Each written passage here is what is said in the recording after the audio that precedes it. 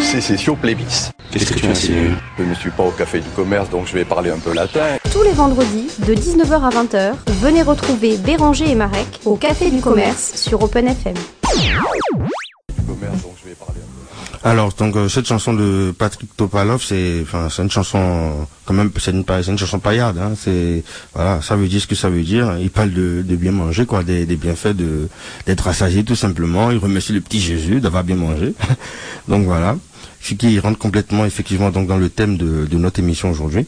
Donc, Marek, je vais te laisser, hein, donc, la parole pour ta chronique. Donc, la semaine des Limousins.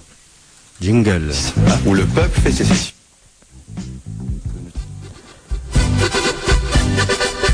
Chez nous, en Limousin, on a du lait, du beurre, des cèpes et du bon vin. Dans mon accueil. Chez nous, en Limousin, les farcinures, la tête de veau, qu'est-ce que c'est bien. Dans mon voyage. Alors, pour cette nouvelle semaine des Limousins, je vous ai concocté quelque chose d'un petit peu original, différent d'habitude, voilà, pour un petit peu innover, j'espère que ça vous plaira. Du coup, on commence par un article paru dans Le Populaire lundi. Je vous lis le titre. Blessé par sa cigarette électronique, le combat judiciaire de Marie-Claude Vigneault continue. Attention, musique.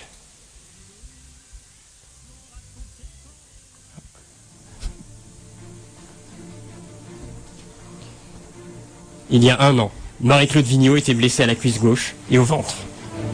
L'arme du crime n'était ni un revolver, ni un sabre, ni même un couteau, mais une cigarette électronique. Au-delà du banal accident domestique que l'on pourrait y voir, cet événement porte en lui le sceau de l'histoire, la dague des mémoires infinies, l'empreinte indélébile de l'éternité. Comme l'indique son avocate, maître Emmanuel Couilladou, Marie-Claude est la première victime d'une explosion de cigarettes électroniques en France. Rappel des faits. Septembre 2014, Le Populaire, journal d'investigation s'il en est, débarque sur les lieux en un rien de temps. Oh, on a entendu un bruit, une explosion. Qu'est-ce que c'était? Ici, je suis blessé. C'est ma cigarette, elle m'a... Oh mon Dieu, c'est terrible. Elle a explosé dans ma poche. Seigneur, protégez-nous et entendez-nous. Les cigarettes électroniques nous attaquent. Maquillées en gadgets inoffensifs pour nos santé, elles nous pètent à la poche. Vipères, harpies. Madame, oh pauvre madame blessée par le diable de la vaporette, il faut réagir. J'entends bien, journaliste de vérité, chercheur de lumière, mais que faire? Les cigarettes sont partout, dans les poches de milliers de limougeaux, anciens nicotinomanes. Madame, votre combat sera celui de tout un peuple, et se déroulera tambour battant, dans l'arène de la vérité. C'est-à-dire, que dois-je faire? Attaquer l'usine avec du tabac à rouler? Non. Taguer Vapotétu sur le magasin qui me l'a vendu? Non. Mais que dois-je faire, journaliste du Populaire, porteur de scoop ultimement ultime, dévoileur de secrets profonds? Madame, vous devez porter plainte. Porter plainte? Mais le lobby de la cigarette électronique est si puissant. Vous le savez comme moi, on le dit intouchable. Battez-vous, madame. Seules les voies judiciaires sont impénétrables en République. Vous le savez. Rendez-vous donc dans 1 an. 1 an plus tard, donc, aujourd'hui, lundi 26 octobre 2015, Marie-Claude Vigneault retrouvait l'équipe du Populaire. Bonjour Marie-Claude Vigneault. Bonjour équipe du Populaire. Explorateur du monde réel et souterrain, chercheur de oui, bon ça va. Alors la plainte, ça a-t-elle abouti? Non seulement elle n'a pas abouti, mais en plus ma blessure s'est aggravée. Comment ça? Ma cigarette est devenue verte, bleue.